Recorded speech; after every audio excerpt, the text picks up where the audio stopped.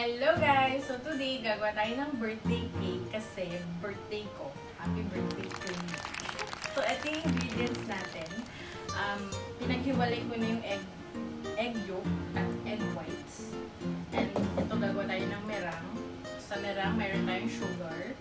And sa ating cake batter, flour and baking powder. And sugar, oil, and yung ating sprinkles para festive siya.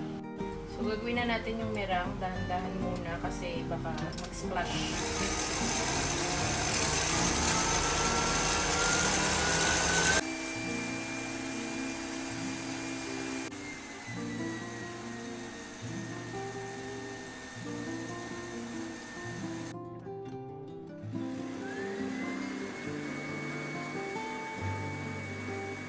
Dapat stiff peak siya. Pwede na yan. Ganyan na yung itsura niya.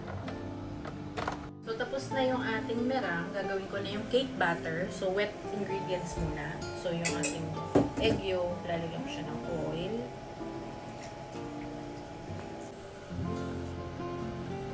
Tapos, lagyan natin siya ng vanilla extract. Tansya lang. Yan. Parang 1 teaspoon gano'n. Muna natin yung wet ingredients. Hinahalo yung dry. Hindi ko siya na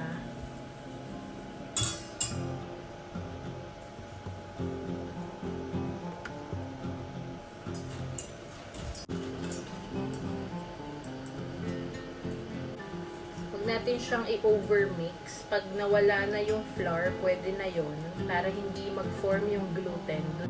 So, kapag wala na yung flour, pwede na yan. Huwag natin masyadong i-mix kasi mag-form yung gluten. So, lagyan natin siya ng sprinkles.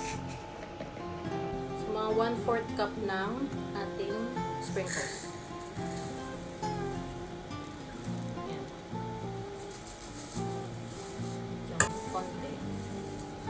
Sa parang mag-ano na siya. Ganyan. Okay na siya. So, ngayon, i-fold na natin siya. Lagay muna natin dito sa konti.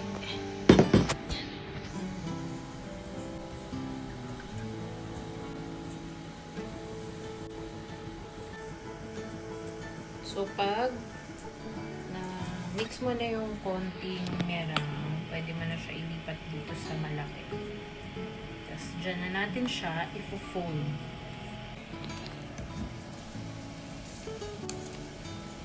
Huwag masyadong mix para hindi mag-ano yung merang. Hindi siya parang bumagsak. Para fluffy pa rin siya. So, mix-mix mo lang yan. Kailangan mawala yung puti. Medyo parang nawawala na yung puti. Pero may yellow-yellow pa. So, medyo i-fold pa natin. May buo-buo pa. Tapos na. So, baba tayo ng 200 grams per pan. Ay! Sobra. Okay lang yan. Okay lang yan. Hindi naman super kailangan. Saktong-sakto.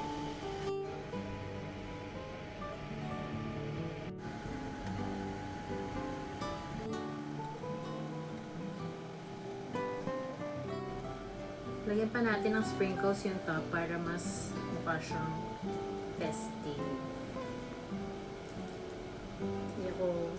Hindi ako satisfied dun sa sprinkles.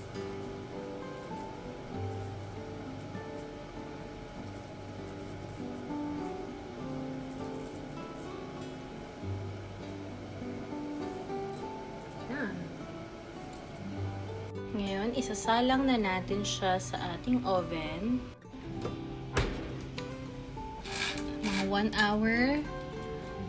Ang ating temperature ay nasa 180. Ganyan.